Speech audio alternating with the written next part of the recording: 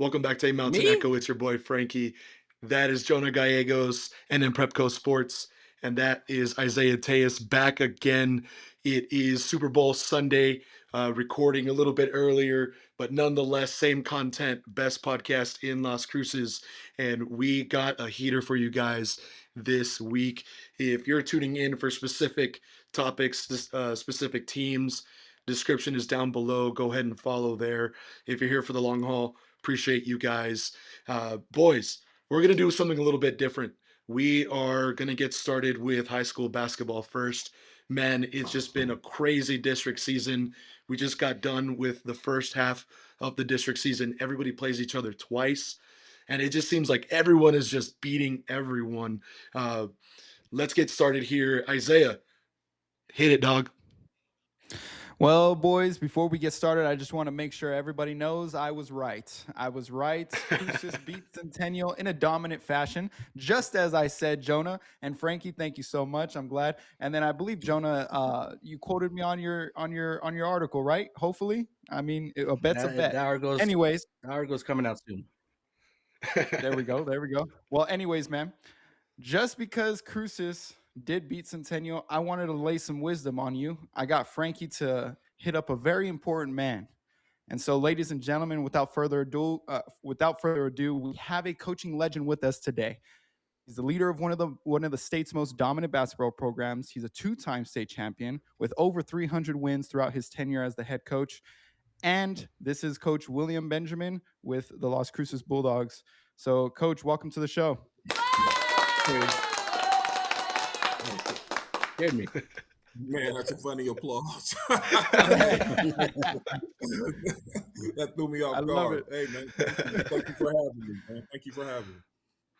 Yeah, Welcome, yeah, coach. coach. We appreciate you joining us today, man. Well, I mean, like I told these boys, I mean, I knew Cruces was going to win, but can you go into the mentality of what the locker room is like right now? I know Tuesday and Friday, you guys had some big wins, especially Friday, an overtime win over there at Mayfield High. What's the mentality like in the locker room now, wrapping up the second or the first half of district and getting into that second half? Man, everybody's a little banged up. Of course, everyone's really happy right now. The fact that we were able to be 6-1 in district and sitting on in first place. You know, our district is probably the second best district in the state, right behind Cleveland and Volcano, Rio Rancho, and Farmington, Cibola, Pierre de Vista. Every game has been a war. Every game has been physical. I don't remember our district being this physical in a long time. Um, uh, Mayfield gets after it. Centennial is probably one of the not only the biggest team in our district, but probably one of the bigger teams in the state. Oregon Mountain just has that winner's mentality. You know, they've been dominating our district for the past 3 years. So those kids have the attitude every game that they can beat anybody in our district on any night. So they just have a great attitude about themselves. And then Alamogordo, always is always a tough game, especially traveling to Alamogordo. So right now, the kids are upbeat. They're happy. They're feeling good about themselves, like they should. They're 20-2. Um, Very happy for this group of seniors. Because this has been the first time that they've been in this situation since they've been at Cruces High, and so I'm just very happy that they're having the opportunity to experience this. Jonah, go ahead. Hey, Coach, I wanted to ask kind of about the administration that you're working with. I know a lot of coaches praise their administration. I just want to know how they've been to you since you started, and especially this season, because they seem to support you all the time. I see a lot of teachers out there, Coach Lupo doing scoreboard stuff, and just kind of talk about that relationship with the admin you have. Man, we have an incredible admin. We have incredible faculty, incredible teachers. I've been blessed and really fortunate to be able to be at Las Cruces High now for like 26 years. And during that time, we've had people leave. We had new people come in. but there's always been good people. Right now we have a new principal, Miss Lemon Charlie, and she's incredible. She's just been incredible for the past couple of months, just getting to meet her. We have a new AD, Miss Fritz, who's just been very supportive, not just with basketball, but just with all the sports.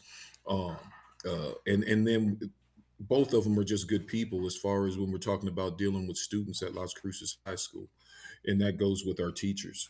And so to be able to establish a relationship with the teachers and with the admin, it's very important.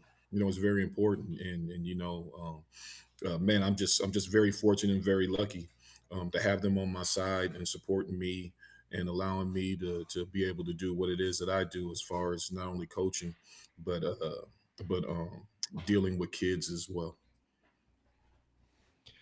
Coach, on Tuesday, the game, we apologize. I want to formally apologize. I'm sure Jonah will do the same. Uh, I did predict for you guys to lose, and it's not a knock on you guys, but more credit to Centennial. I mean, you mentioned they do got some size, and Cooley too is just he is who he is. He does really well. Um, what was the mindset? We won't talk about it, but it was you were returning back to the sideline. Let's talk about Uh, it. Let's talk Yeah, about it. let's talk about it. you you you had emotions. I think that's something that we want to talk about it. I think it was really cool. The emotions that you had after the game on Monday are the same emotions that you have after a lot of these Friday. games. You can tell. I'm sorry, Friday. You can tell that you care, right? But I want to know a little bit more about how you guys get ready. How do you get the boys ready? But specifically for that Centennial one, the Centennial game on Tuesday, where Oh, there were some hype videos out. There was a couple things talking about that you guys weren't going to get the win, right? So, what are you telling your team getting ready for that? the social media craze. Right. Everyone can get a highlight reel, a highlight tape, a highlight play, but it's 32 minutes in a game. So what we try and do is get the kids prepared by watching film. We try and break things down. And Cooley and the other young man, number 13, his name always slips me. I think it starts with a R. I think he plays Reese football as well. Labyrinth. Reese. Uh, is that his name? What's his first name? Reese. Reese. Reese, Big Reese, and then you have number one. I think it's Tristan. I think his name is. I can't remember, but I number think it's one, he can Trayson. really shoot the three. He can really shoot the three. The one for me though, and this is just me. Their sophomore point guard, I think, has been playing absolutely tremendous. He's been handling the responsibility of bringing the ball up the court and getting the ball to those big men. Um, uh, he's the one that really worried me. Um, uh, but Cooley, he's not only is he one of the better players in our district, but he's one of the better big men in the state. He's having a phenomenal senior year. Him and number 13.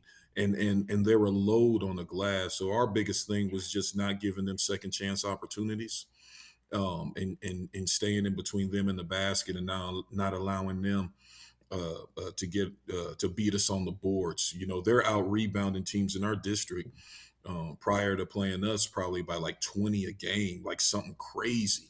And just from watching film on that, um, it was huge that we kept those guys off the glass.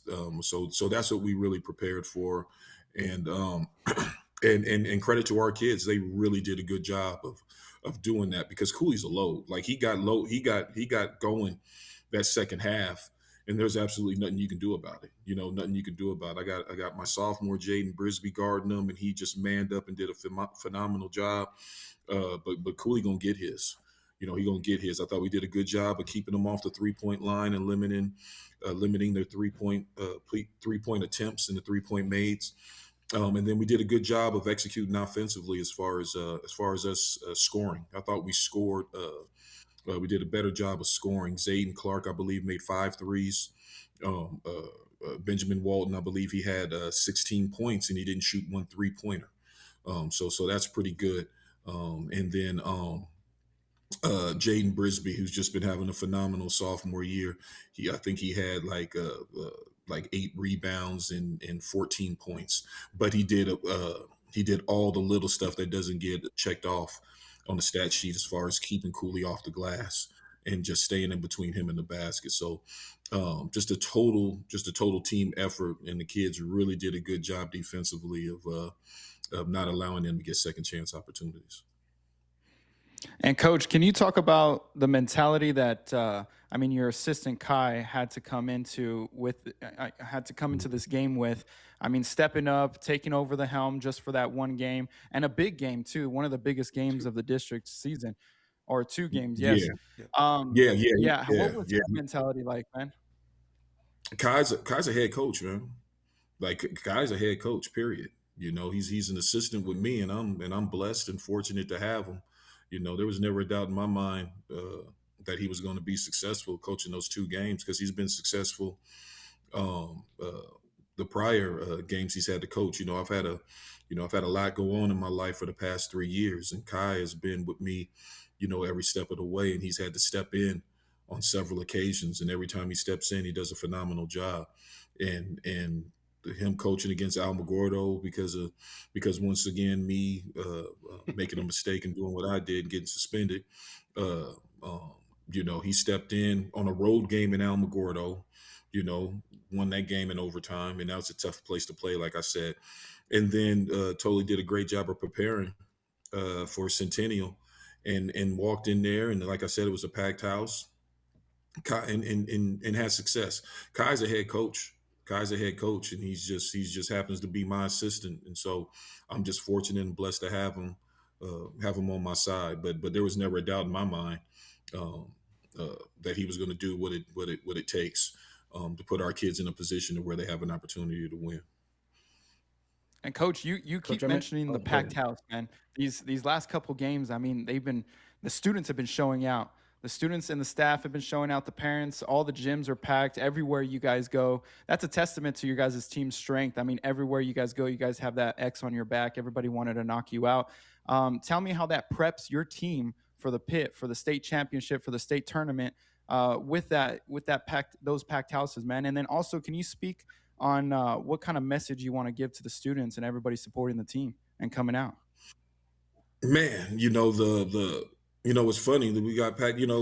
This group of seniors that I have, we haven't had no success like some of my prior teams as far as winning district. We haven't won district in 3 years. We haven't been to the pit in 3 years.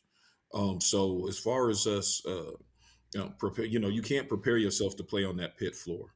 And I don't care how packed your district games are or where you go on the road or anything like that.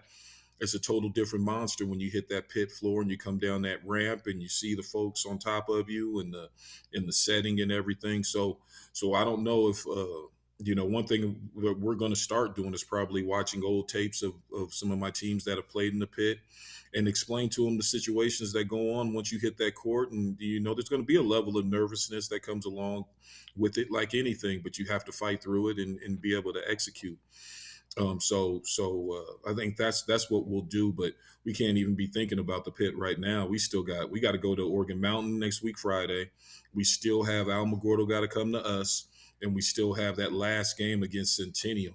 And so, we still have a lot of basketball left, not to mention our district tournament. So we got a lot of basketball left. We can't be worrying about the pit. And then you got to still play that first round game. Last year I believe Oregon Mountain lost to Farmington first round at their court, and I Yep. believe I Mhm. forget what year it was.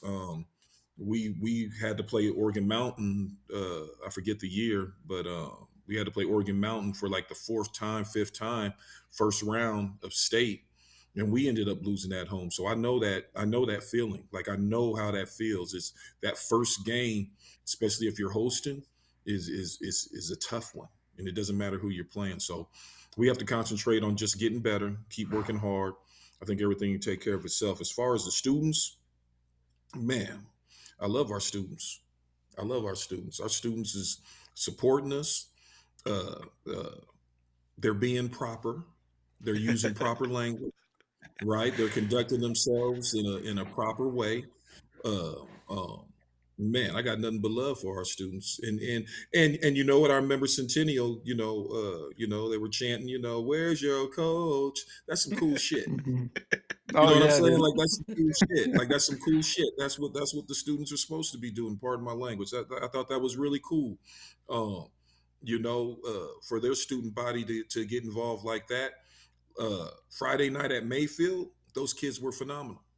Those kids were phenomenal as far as supporting their team in a positive way. In a positive way. And the same thing can be said about Oregon Mountains kids too. So I think all the kids in the community have been doing a good job for the most part of supporting their teams. Um, and so, but if we're just talking about Cruces High and our students, man, I love them to death, man, and I love them so much. I took my dumb ass into the crowd after we got after we beat Mayfield. I got so emotional, I saw that. you know. Yeah, yeah, I'm stupid, man. I'm stupid. I'm getting I stupider was as I get older. So, I was recording that last sequence, and I kept recording, and then I saw you getting closer to the stands. I was like, I don't need no evidence of this. I'm gonna stop. So I stopped recording. I was like, let him do his thing. He don't need that. yeah, nah, It but gave me you know what? It was organic. You know what I'm saying? Yeah, It was yeah, real. And that was a overtime game. If we lose that game, who knows where we are in the seedings? Mayfield, we're down 11 with 5 minutes left, man. Like yeah. that took a lot for our kids to come back. Dom hit some big threes, two huge threes. Jaden had 17 points in the second half. He played his ass off. Benjamin hit some big free throws.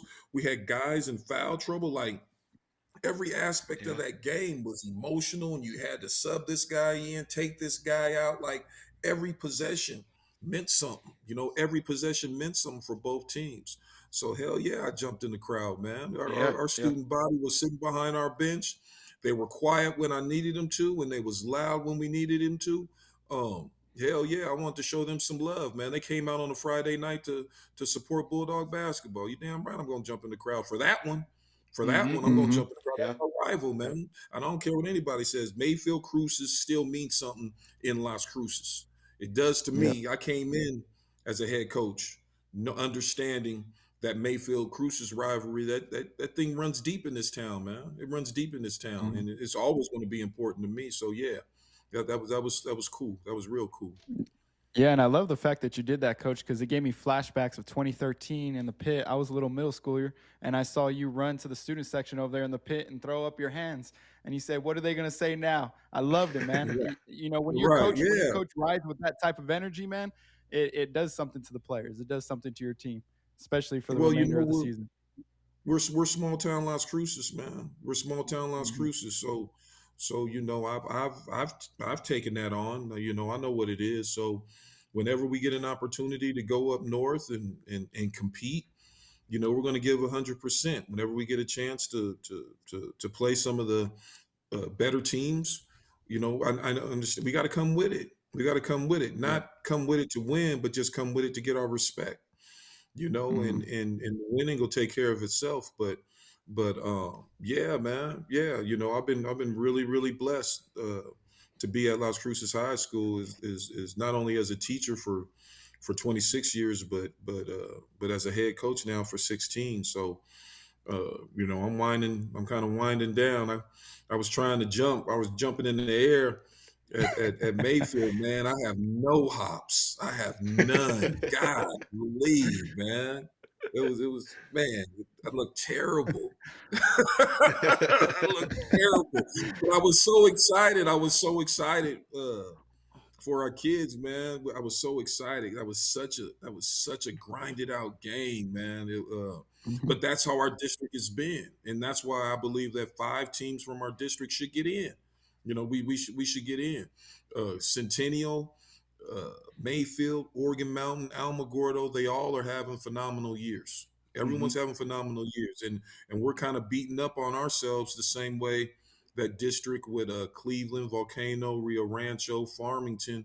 Those 4 teams are doing the same thing. I mean, Farmington knocked off Rio Rancho at Farmington. Rio Rancho just knocked off Cleveland. Like you have 3 teams in that district right now that are battling for first place. So I mean that district is such a competitive and hard nosed district. But ours has been the same thing this year too. I really believe that, and so I think for sure we have an opportunity to get 4 teams in, but I think we could get 5. You know, we could get 5 just the way things are shaping up in the state. Jonah, you had a question? Yeah, coach, I kind of did the math, and I think you're 345, and then your losses are 112. But do you ever sit back and kind of reflect, like you're doing something special or anything like that? Have you had the time to sit back and reflect since you're always busy coaching? What's that been like? Man, a little bit. That's why I say this thing is winding down. Um, like I said, I've been blessed, man. I wasn't, to be able to hang in here this long. I'm the old cat, not just in our district, but I'm the old cat in the state now when it comes to coaching. We've had guys come in, get fired. We have guys come in and go. You know, for me to be able to achieve the level of success that I have just here at Las Cruces High School, being at one school, man, I know how blessed I really am. Like I know how blessed I really am. But not just that, but just to be in our community, man. We got a hell of a community. We got a hell of a community, and so a lot of support, not just for basketball, but for things that happen outside of the court. So yeah, man. You know, being able to being able to win state, just being able to go to state, and be able to compete, man. I've been really fortunate, man. And it hasn't always been easy, and it ain't supposed to be. But to just be able to hang in here now for 16 years and have over 300 wins, I know that wasn't I know I never thought I'd get that, and I know a lot of people never thought I would either. So you know, so so yeah, no, man, I'm really fortunate and blessed, man. It's good for you to kind of consider that, and then it's also a blessing, as you mentioned, having Kai, who you look at as already a head coach, right? Where Cruces looks like it'll be in a good spot. I'm not saying this is your last year, but as you start to contemplate and consider those types of things, I don't know if you have any announcements here on A Mountain Echo, but no need to do so. But I want to go back to Friday night. You mentioned the Cruces Mayfield rivalry. You were down with 5 minutes left. I mean, you were down about a minute left with down by two. And there's this sequence that you got no more time to talk to your guys anymore, right? You're in the huddle for the last time. We gotta move things around. What are you telling your guys in that moment, as far as defense, as far as scoring? Do you have a plan for, hey, this is the guy who needs the ball? Does the team just have that? How do you break a huddle knowing, hey, this is it, boys? Well, we ran a play that we run. We had 2 plays. One play for if they would have came out man to man, and another play if they would have came out zone. Uh, and that's Kai. Kai diagrammed all that. That ain't me. That's Kai. Kai diagrammed the play. I talked more about the defensive side, and Jaden made the shot to tie the game up. He made the layup, and then we transitioned back uh, on defense. But Kai drew up the play, and it was successful. And so in that huddle, it's just about keeping your head, executing what it is that we want done, and then understanding the situation for if you make the shot or even if you miss it, this is what we're going to do in if those things happen. So, but like I said, that was all Kai diagramming that last play, and it worked. And it was more me talking defense as far as transitioning and getting back, and hopefully stopping them from scoring. And then what happened at halftime? The conversation, I know you weren't happy. Was telling these guys they didn't realize it. You guys didn't score in the second quarter. It Right, was goose egg. right. What was Yeah, that's going on? I'm sitting there like, man, this what's happening? well, we know, like I said, our kids have never been like that. Been in this before. Like Hmm. we're, for the past 3 years, we've been the hunter. We've been trying to knock people off. Now we're being hunted, and so our kids don't understand that you're going to get everybody's best, and when you're not playing your best, and they are, you're going to be down. Like you're going to be down. So the attitude wasn't uh, mad or being upset. The attitude was like, "What are you guys going to do about this?" Like the one thing I wanted us to do was at the end of the third quarter be down four. We don't have to be winning at the end of the third. Let's just be Hmm. down four. We're in strike. That's it. That's a realistic goal. We'll switch some things up. I think we pressed more the second half. Yeah. We switched a few things up. We ran some different things offensively, but bottom line is kids had to make shots. Kid got to make plays, and our seniors did that. Our seniors did that defensively. They did that. Dom, like I said, Dom hit two big threes. He hit one to put us down one, and he hit one to tie the game. And then Benjamin, who wasn't having a great first half, he made free throws in the second half, and then he made two big shots in the fourth quarter. And then Jaden, who was very sick and his knee was hurting, he really sucked it up. He didn't score in the first half, and he ends up with 17 for the game. So it wasn't me. It was them. We started pressing. We got some turnovers and stuff like that. So the kids made plays. The kids made plays, and so the attitude wasn't. You ain't got time to be mad. You ain't got time to be mad. You gotta, you gotta help the kids process what's going on and see where their heads at, and let them know that no lead is too big if you just get your head right and execute, make your layup, stop throwing the ball away, play solid defense, rebound. Everything gonna take care of itself. I love it, Coach. Anything else you want to leave us with? Any last words heading into the back half of district, and then um, you know state? Hopefully, getting to the pit. We're excited to be there. Yeah. Any last words? Nah, man, you young cats keep doing your thing, man. Keep doing your thing. Keep not only talking about Cruces High, but talk about Las Cruces and the other schools too, Centennial, Mayfield, Oregon Mountain. As much love as we can get in Las Cruces, and you guys talking about us. It helps. It helps when you're talking about going up north. Up north, they really don't. There's more schools. It's just us. It's just us. So I appreciate you guys not only having me on the show, but I appreciate what you guys are doing as far as talking about Las Cruces in a positive way when it comes to athletics, not just one school, but all the schools, man. So much love to you guys for what it is you're doing. And if there's anything I can do to help out, man, don't hesitate to holler at me. Yeah, I Appreciate it, appreciate Coach. it, Coach. And I'll say it, Coach. The North doesn't like us down here in the South, but you know what? They got to deal with us. So yeah, I appreciate the love, man. I appreciate it.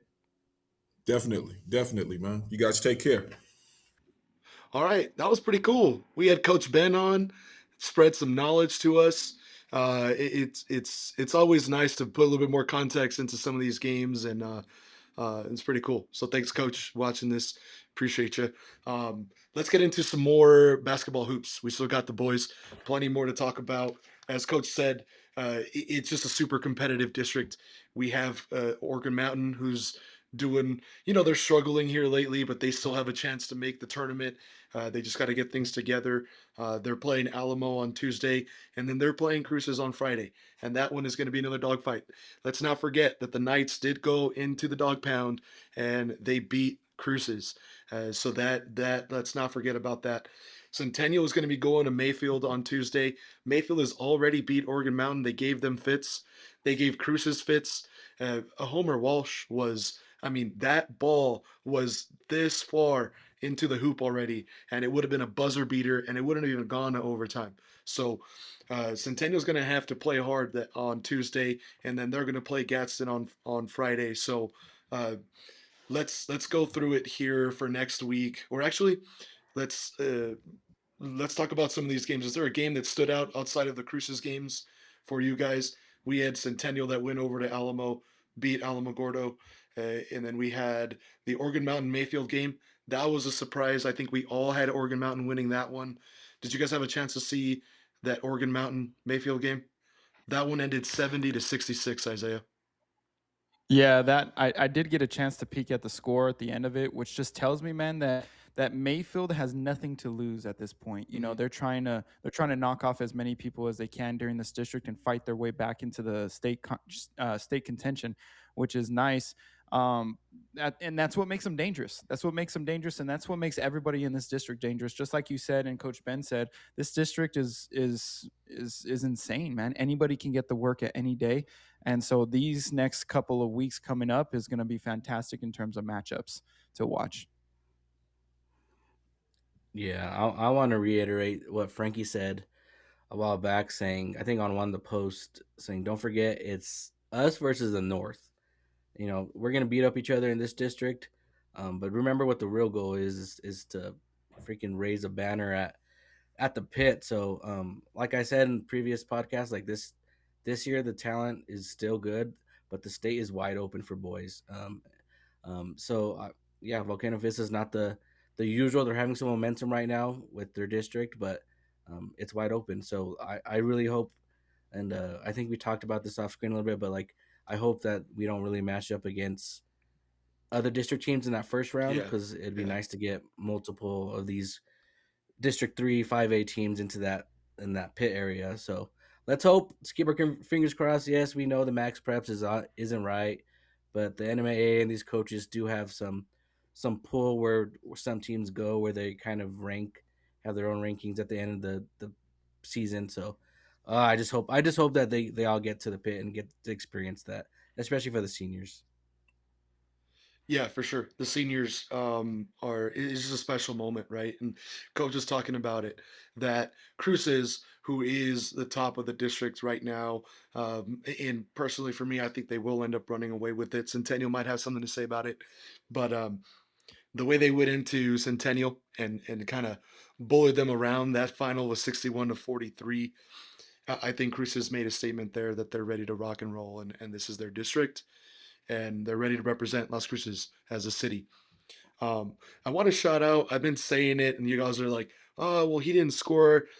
I messaged you guys during the Cruces Mayfield game. Homer Walsh, man, he was growing up in front of our eyes. I felt like being there in person, seeing how coach is pulling him off, getting on him when he makes those silly mistakes.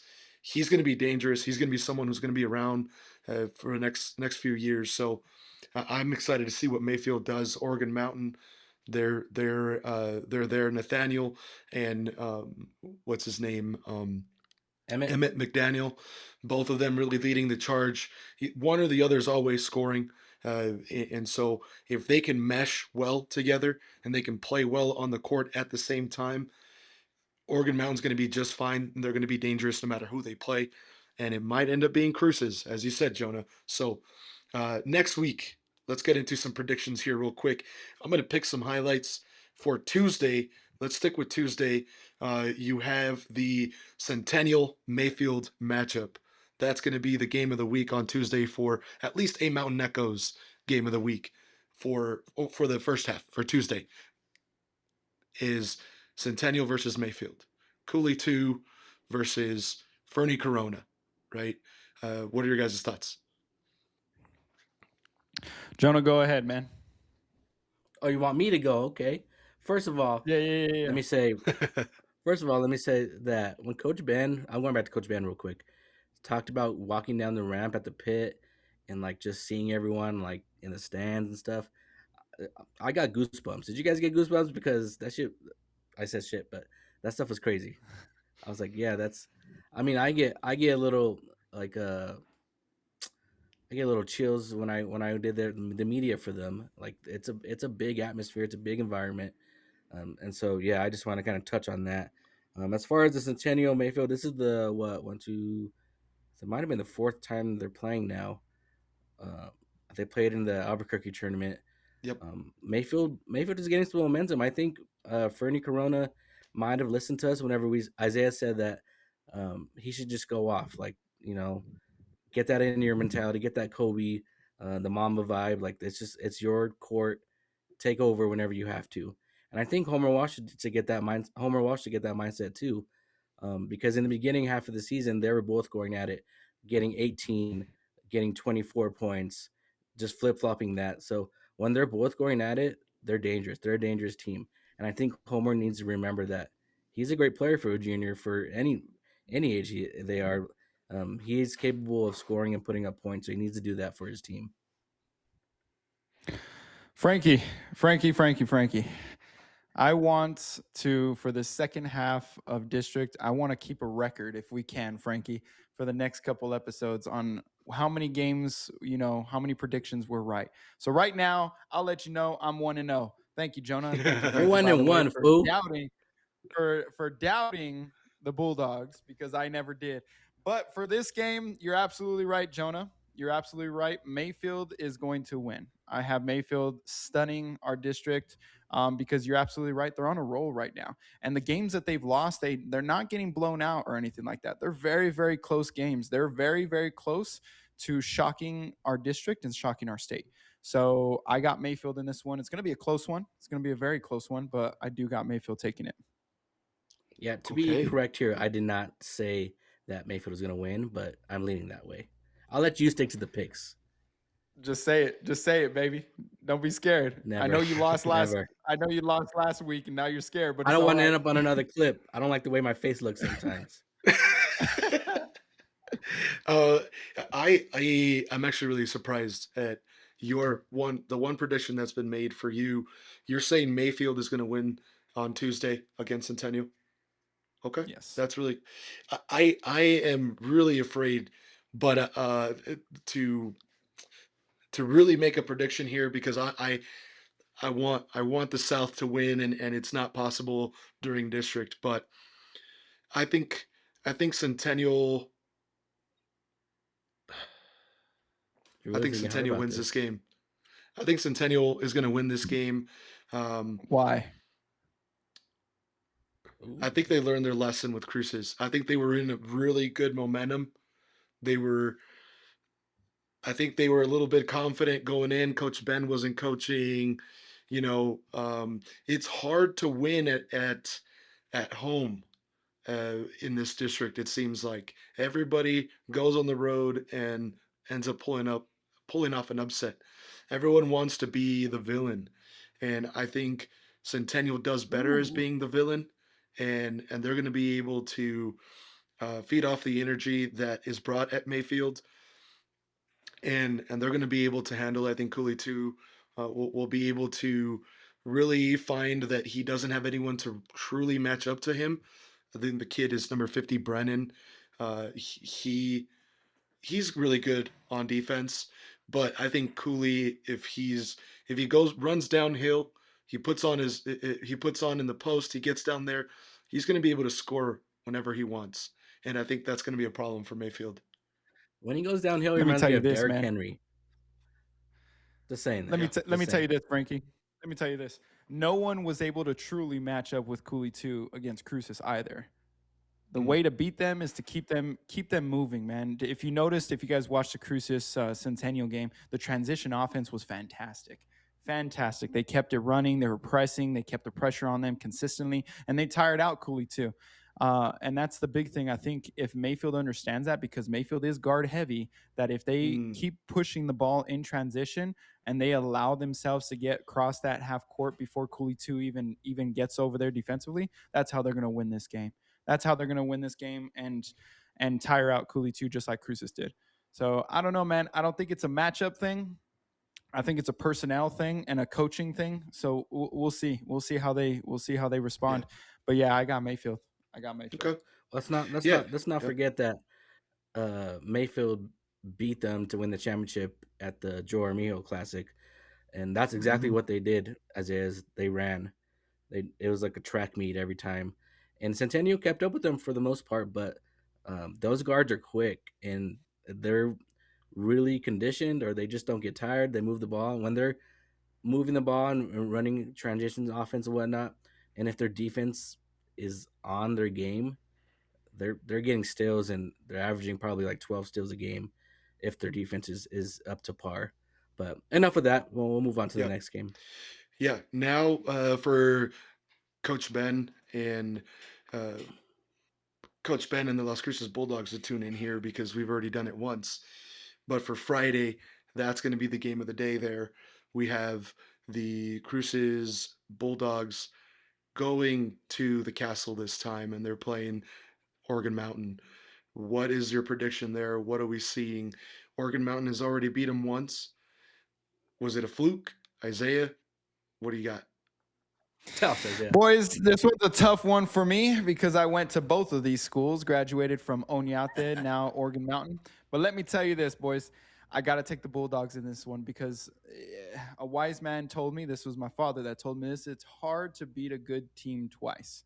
If you beat them once, they call it a fluke. Twice, that's truly a dominant win. But again, I think the Bulldogs are going to pull out of this one. It's a tough place to play at the Castle. It's dark, the lights are on you, and the pressure is on you.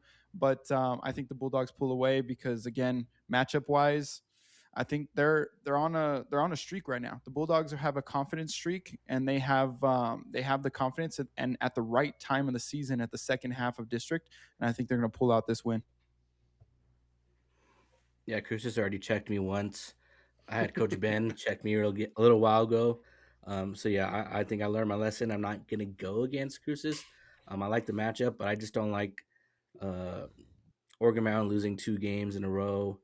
I feel like the momentum's kind of not there for them, and it's all about Crucis right now. That they gained back that we're the top dog mentality. So yeah, I can see them rolling through district again, but like I said, the only team I really can see them losing to is Centennial, maybe. But yeah, that's why You better watch your mouth, Jonah.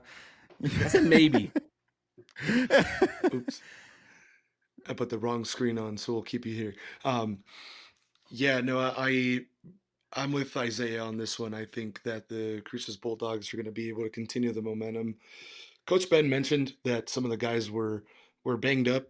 There's some injuries. I know that's normal throughout a season. Everybody has those. Not an excuse. I heard some of the guys weren't feeling very good. There's some of them were sick. So there were some issues going on there, but I think that this was a really good locker room win for the Bulldogs against Mayfield, where hopefully, I really thought this was gonna continue on with the Mayfield game where they found their mojo. I mean, they were able to go out and really dominate Centennial, and I really thought they were gonna dominate Mayfield, but that one was a good test of their ability to just overcome adversity.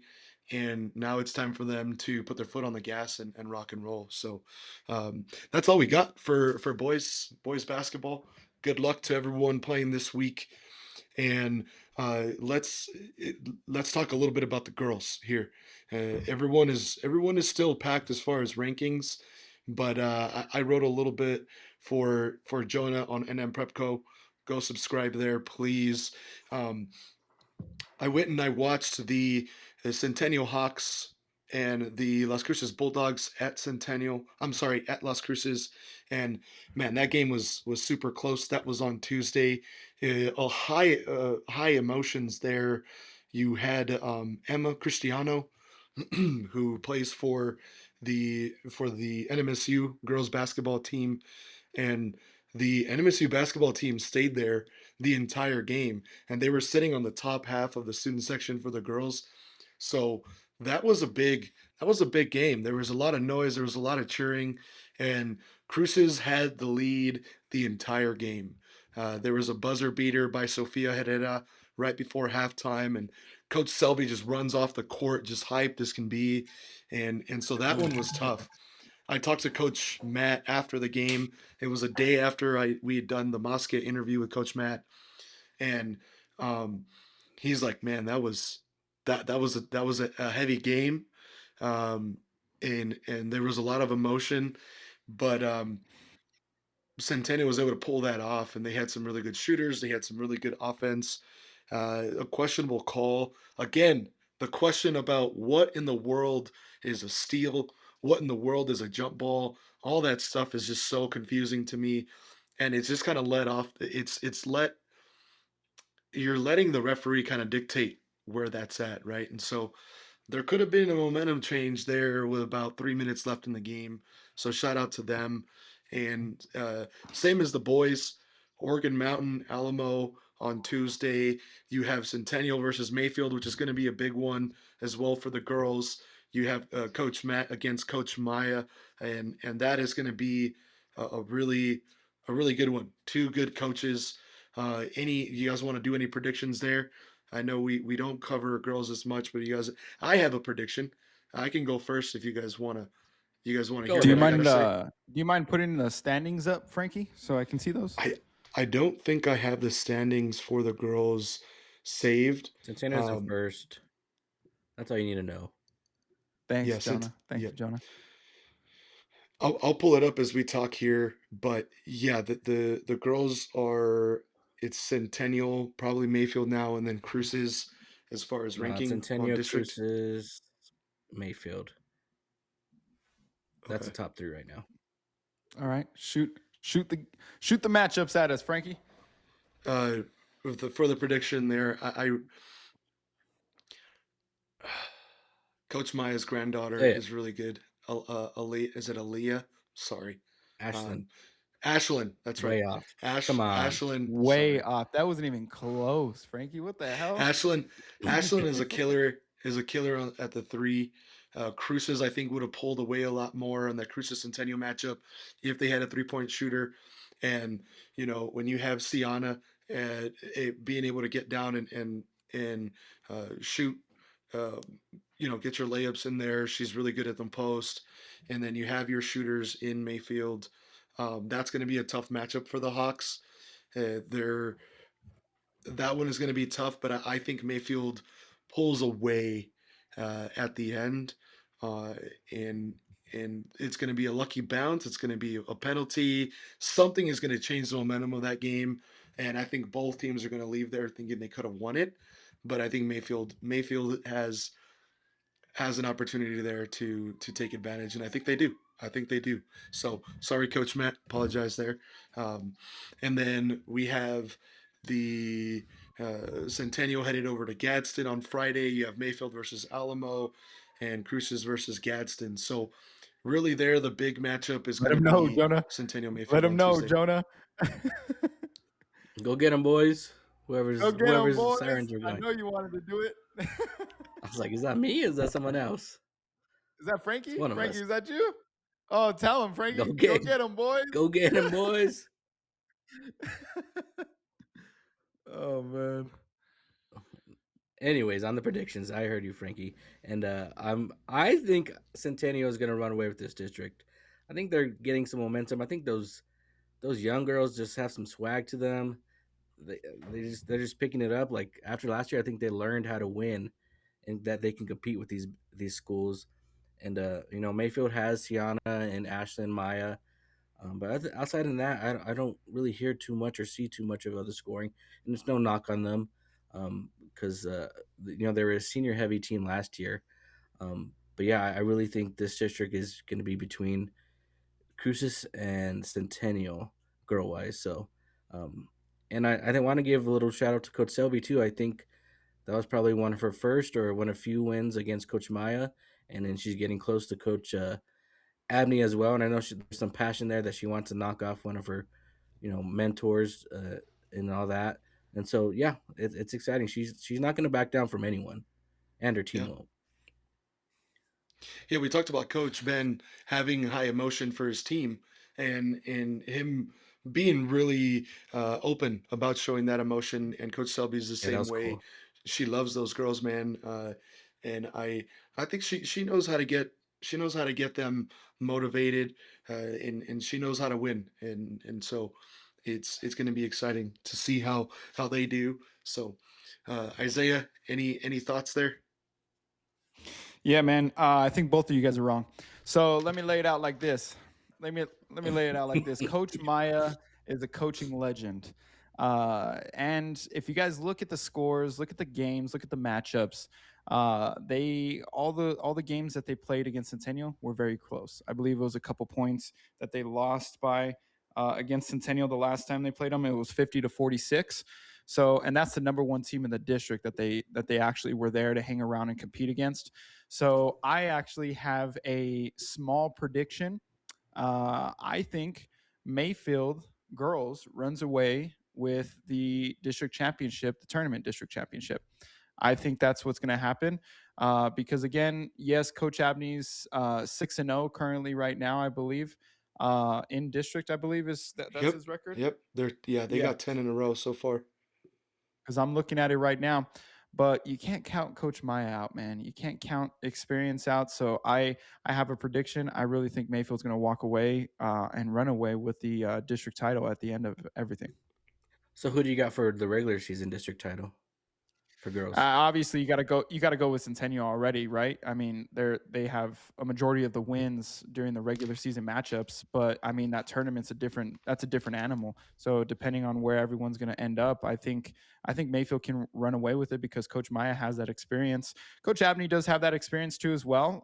He's had some really great teams at Cruces and at Centennial, but I think ultimately it's going to come down to how close Coach Maya actually was in these games against Centennial and Cruces as well. And I think anyone can get it at any point in time. So the regular season, I think, is already dealt with to Centennial, but Mayfield's going to come out in this championship in this tournament scene. Yeah, that's a good scenario. I'd like to see whenever there's two different teams that are getting district champions in the district, because then they get that little raise in the respect and then the polls as well. I just Mhm. hope that, like Coach Ben said, for the girls, that they don't match up against each other.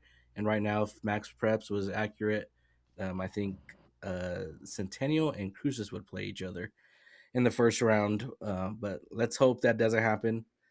There's kind of a more of a gap between the top five teams, six teams in 5A girls, and then it's kind of our district, and La Cueva's in there somewhere too. But we can definitely knock off La Cueva if we get that matchup. Just got to contain that baller Jordan Dyer. Oh Yeah. yeah, and let me ask you, Jonah. You got Cruces and Mayfield, 4-2 in district. Why are Mhm. they not tied for second? Why is it second and third? I I got. think the This is district, just max prep knowledge. I want to know. yeah, I think Max Preps just goes off overall record, and then it goes off of points allowed, I believe. And I Okay. think Cruces has the one up on them. Okay. But I mean, I don't know if that really matters at the end of the day. Yeah. Yeah. No. This is going to be an interesting, top three scenario that I wanna keep an eye on for sure for the tournament. So Yeah, Mhm. we'll see. let's get those girls a steak. Get them the pit. Let's Let's go. do it. Let's do it. Yeah, Let's right do it. right now, if playoffs started, well, on the 5th, right? Because there's this is still gonna change. Uh Yeah, but if it ended on February 5th, it would be La is Cueva, it Mayfield, Centennial, La Cruz? Yeah, Cruces. yeah, yeah. Cruces Centennial would play in the first round of the Yeah, playoffs, so that eliminates one from the South, and then let's you have La move up. Cueva Let's and move up. Mayfield. So something's got to give here. Let's separate ourselves a little bit to make sure that doesn't happen. So it's exciting. We'll see what happens with the girls, and yeah, cool. Cool. Cool. Cool. Um, let's talk some Aggie basketball. Let's do that instead. Oh, Oh, great. do you have the violin sound, Frankie, on your soundboard? Gosh, dang it. Can we remember? Can we again? Let's forget. We've been having some conversations about doing 2 episodes a week because we did beat Law Tech, and Law Tech had not Yeah, lost at yeah, home yet. yeah. So we did beat them. That game was 72-63, and then the game that actually that matters around here, the Battle of I-10. We were up what 12 points at some point, right? Yep, we had a Uh, steady 10, 12 point lead throughout the game. yep. And then we lost 91-88. I told you guys, should we foul? We were there. We were up by a three. You That was foul. actually a big conversation on X between all the I don't fans. know. I am not the basketball expert here, but even I was sitting here like, wait a minute. You can force these guys to shoot 2 points and you get the ball back. Let's do that. What's the mindset, Isaiah? You kind of mentioned that's a philosophy, but you didn't think that's something that Coach Hooten would do. What do you think about that? Yeah, that's something that I don't think Coach Hooten would do because he's more of a traditionally defensive mind coach, and I don't think offensive strategy, because that's considered offensive strategy, getting the ball back offensively. I don't think he had that in his mindset. I think he thought his boys can make a defensive stop, and there was a high chance that his boys can make a defensive stop. They can take that ball back, call a timeout, and run a set play and kill that clock. But ultimately, I mean, his prediction was wrong. He likes to take risks. I'm noticing defensively, and sometimes they don't pay out, sometimes they do. But ultimately, I think this is going to be a fantastic game when they come back over to the Pan Am. And I think Coach learned his lesson not to take too many risks against UTEP, especially when you have a fan base that is dying to see us kick UTEP's ass every year. So Yep. that needs to happen. So I think he's gonna play it a little bit safe, play it a little bit smarter when they come over here to the Pan Am for the fan base sake. It Yeah, that's a seems tough one. it Go seems ahead. like I mean, like Coach Ben said too, and Coach Jan did this. Like they have their assistant coaches go over the film and have the, I guess, game plan set up ahead of the week for whatever they're playing. Sometimes I feel like they have a great game plan going in, but maybe Coach Huin strays away from it. I don't know. I don't think the players themselves would take it on themselves to stray away from a game plan. Sometimes I kind of have an inkling that maybe Coach Ewan has doesn't like it or something. I don't know. Does that make sense? Do you ever had experience, Isaiah, like of coaches disagreeing on what the plan was or something? Maybe that's a 100%. possibility. 100%. Yeah, because maybe Coach Huon already has his mindset on, if this changes in the middle of the game, I'm going to make the dramatic decision to change up our offensive strategy or the dramatic decision to change up our defensive strategy. Even though the assistant coaches, that's what they get paid for. They get paid to advise the head coach, even though that advisement comes from his assistants. He is the head coach. He's got to make that decision. And just lately, he's been making the wrong decisions. And I think it's up to the assistants because every good assistant gets in arguments with their head coach because that's what you got to do. You have to persuade your coach and you have to advise them in the correct way. And I think that's where our coaching staff is having trouble doing is stepping up, grabbing Coach Hooten and telling him, hey, I think we should foul them. We should foul them. Let them shoot 2 free throws because their free throw percentage was god awful against us the other night. And let's take that risk. Let's get the ball back offensively and see what happens from there. You were right, Frankie. I mean, when they pulled up the free throw percentage of the night on some of the players, I was bamboozled, and I was like, yeah, maybe that strategy does work. So maybe you need to go sit over there and grab Coach Hooten, Frankie, and let him know what's good. Oh, you're muted. Oh, you're muted. You're muted. You're gonna have a plan, uh, and you're a genius if it works, and you're gonna be questioned if it doesn't. It don't matter if you spent, you know, the whole day or the whole week coming up with a game plan, and if it doesn't work, because they missed that 3 pointer, Coach Hooten looks like a genius. We walk out of there with a 3 point win at the Don Haskins Center, right? And we're not talking about anymore. We're talking about us being completely back, winning to it, winning at La Tech, winning at UTEP, and then coming home and we're in a good spot, right? And so I don't want to beat him up too much on that. But the thing is that it just constantly happens, man. And like you switch things up. I don't know. So hopefully we I can would figure love it to know out. what I would love to know what AD Fields is thinking about right now, man. To be honest, because ultimately, Coach Hooten has to be feeling that immense pressure right now. The certain losses that he's taking are impactful losses to our fan base, impactful losses to just the team in general. So, I mean, you can't judge the man for taking risks because of the amount of pressure that he's under. But I would love to hear what AD Fields is thinking too as well, because I already know Jonah's already calling for his head. He wants him off already. He wants him gone. Ain't that No, right, Jonah? no, no, no. I do have a quote that I want to read from Nick, who provided this from Coach Hu, and pretty much he's saying, I'll paraphrase it, that he's not concerned because right now they're in the bottom two, which wouldn't get into the Conference USA tournament. But he told them they just got to find a way to win these kind of games. I told them in the locker room after the game, at some point in time, it's going to be our turn. That could be taken either way. I can go either way with this. Yes, it could be our turn. We could be winning 2 or 3 games come tournament time. But it's also been 3 years, and it seems like this has been a trend since he's been here. And I think I just don't know how I feel about that answer. I don't know how you guys feel about that answer either. But I don't know. What do you guys feel? What do you guys think? ultimately as a player, if I heard my coach tell me that, um, it almost sounds like he's already accepting defeat, you know, and we're just Yeah. waiting for our chance to be in a good position to win a game, just like we were in a good position at Louisiana Tech. So I don't think it's a positive message to the players. I don't think it's going to be an impactful message to the players. But just like you said, Jonah, it's been a trend for the last couple of years already, and I think yeah, I'm gonna hop on that that momentum that you're placing and say I think it's time for Coach Hooten to disembark from NMSU and for us to get a new head Yeah. coach. Man, we got to try something new pretty quickly. I think the message is meant to be positive. He's saying, I know these guys can win. We have the team assembled to be able to compete with anyone in Conference USA. And if you look at snippets of the season, he's right. He's not wrong.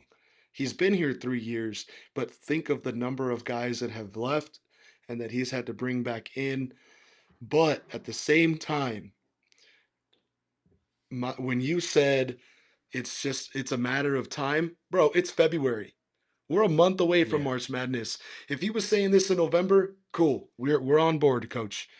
But the fact that he's saying this and it's February 7 and you just lost to UTEP, um, man, it is just it's just hot air, man. I don't know. Show me. Don't tell me anymore. Just show me. And I'm sure he's telling his guys the same thing. It's like I'm over it.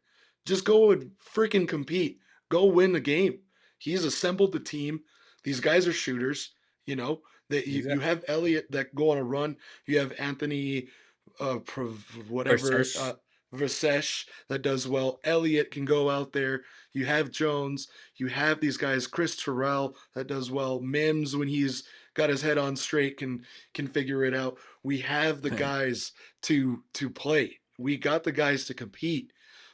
And other than asking coach to strap him on and play himself, I don't know what else we can do here other than call a freaking timeout or call a foul there and get a foul. But at the same time, you got to stick to your game plan. So Jonah, you got your hand raised. I'm sorry. Yeah, I just did during that stretch when they started coming back around the 4 minute mark. I think Jamel Jones was out. Do you guys remember if that was Yep. correct? Do you Hmm. think Yep. you would have learned from the past month and a half or so that just keep him in? I mean, I keep saying this back to Jans and stuff, but like we had Zach Lofton, Trev Queen. Like, just give the man the ball and let them go off. If he has a bad shot, most likely it's a 50% chance it's going to go in, 50% chance. Just let him shoot. He has that little fadeaway jumper that somehow goes in every time. Every time me and Isaiah were watching and he was in, he was sinking those. So I don't understand why he was out. Maybe other than he was badly conditioned. Like, but no, he seems fine when he gets off on the bench. There's just the questionable calls keep stacking up, and a lot of people, not just me, are getting a little fed up with it. Yeah, it's frustrating, but those that was Aggie talk there for y'all. I'm not even gonna put up, or maybe I can, the the NMSU Aggies golf. They were able, they did well. I reported last week that they went and they played in Arizona at an NIT tournament, but I wanted to give a shout out to Ethan Close because he finished fifth in standings, but he won Conference USA Golfer of the Week. So first week of golf, we have a Conference USA standout. So shout out to him. He did great. Thank you so much. I didn't put up the graphic there, but that's brought to you by Surf and Turf Golf. Go ahead and um, scan the QR code here at the bottom. You could go to surfandturfgolf.com. You get 20% off. Use the promo code ECHO. Appreciate you. And then we now headed back into high school. We have wrestling.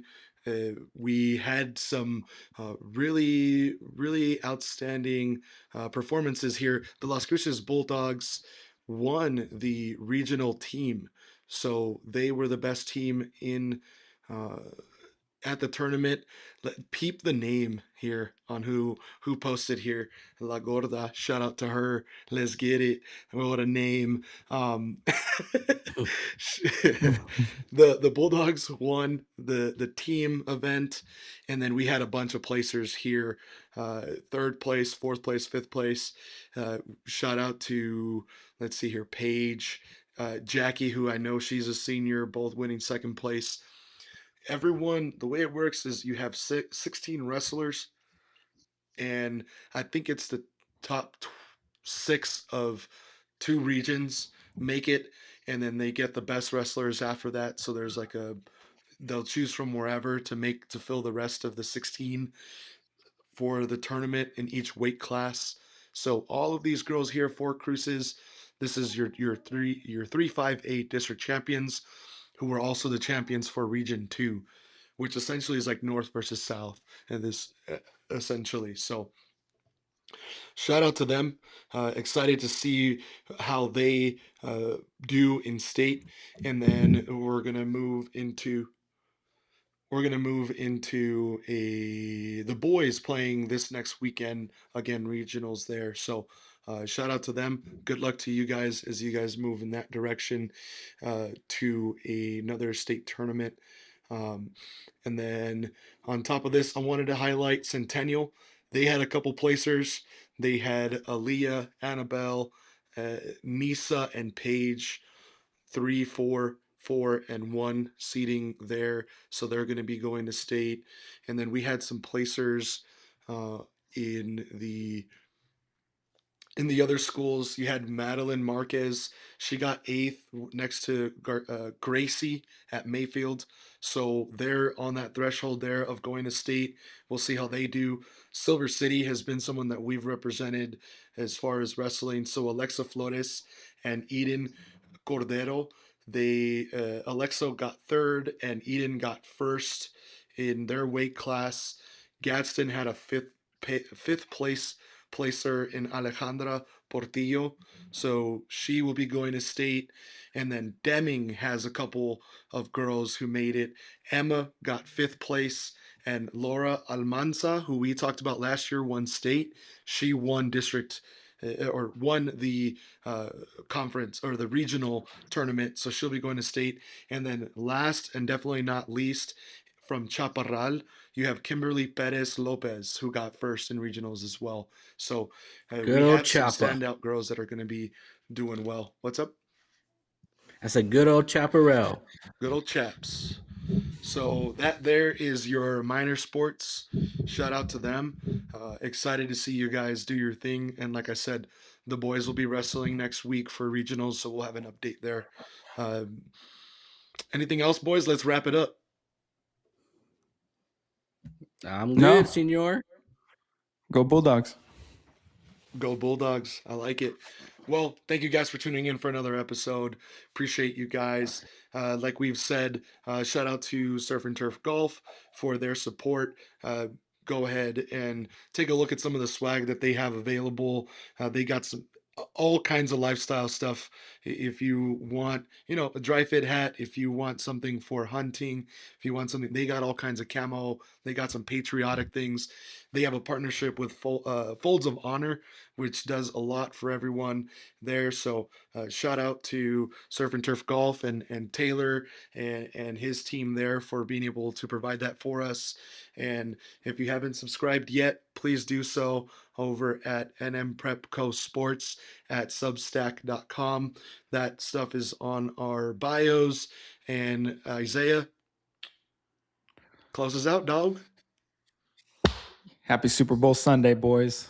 Let's go enjoy Okay. ourselves. Everybody, thank you so much for watching. Make sure to say something nice to somebody. You never know what they're going through. It could change their life. A Mountain Echo, we are out. Bye.